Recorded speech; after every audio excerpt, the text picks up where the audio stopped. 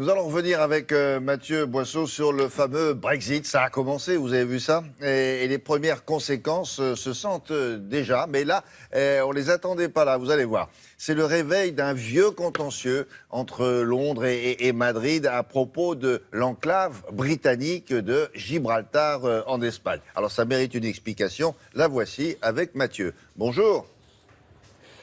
Oui, bonjour. Ici à Londres, depuis le Brexit, chaque semaine apporte son lot de controverses et de polémiques. Et celle-ci est particulièrement virulente. C'est vrai, elle concerne donc Gibraltar, un petit territoire, 30 000 habitants, coincé entre l'Espagne et le Maroc.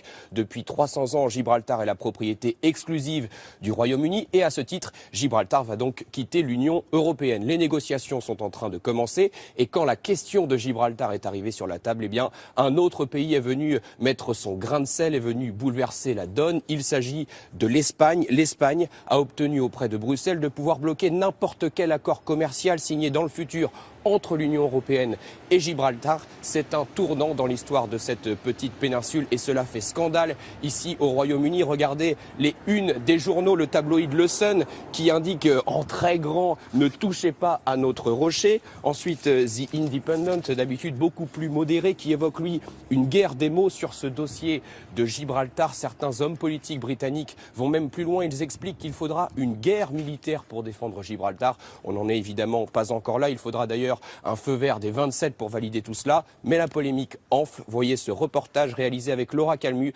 et Élise Derbaumet. C'est un morceau de Royaume-Uni en mer Méditerranée. L'Espagne est toute proche, à quelques centaines de mètres. Mais ici, les cabines téléphoniques portent le sceau londonien et les rues des noms anglais. Les plats comme le fish and chips sont chassés, les tapas, même les gardes arborent les tenues des soldats de Sa Majesté. Aucun doute, Gibraltar est 100% britannique, mais jusqu'à quand? Après le Brexit, Bruxelles a décidé que l'Espagne aurait un veto sur chaque accord commercial avec la péninsule, et cela agace des habitants fidèles au Royaume-Uni. Avec 10% de croissance, l'économie est florissante ici. C'est vraiment décevant que l'Union européenne, avant l'ouverture des négociations, donne à l'Espagne un droit de veto sur Gibraltar. Franchement, ça ne me surprend pas de la part de l'Espagne. J'espère que le Royaume-Uni va nous défendre comme il a toujours fait par le passé. Gibraltar au cœur de la polémique, c'est loin d'être une première. Le pavillon britannique flotte depuis 1713 et malgré les visites de la reine, les crises se sont succédées.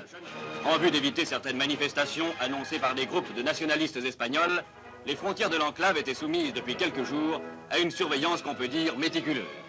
Cette fois, le ton est encore monté d'un cran. Mardi, un navire de guerre espagnol a même fait irruption dans les eaux de l'enclave britannique, alors que Londres avait déjà clamé sa fermeté.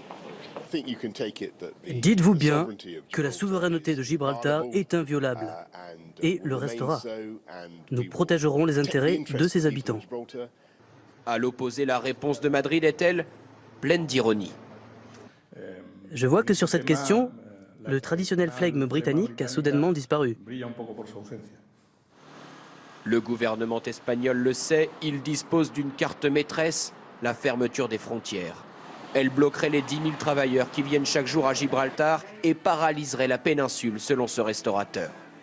Le pire scénario pour nous, les chefs d'entreprise, ça serait d'être étranglés du point de vue économique. En quelques jours seulement, Gibraltar la discrète est devenue l'objet d'une crise diplomatique, signe de la tension qui règne depuis le Brexit. Bon, ils vont pas nous faire une guerre des Malouines, des Anglais, là. Ça vire au casse-tête, ça, hein, pour le Royaume-Uni, non ?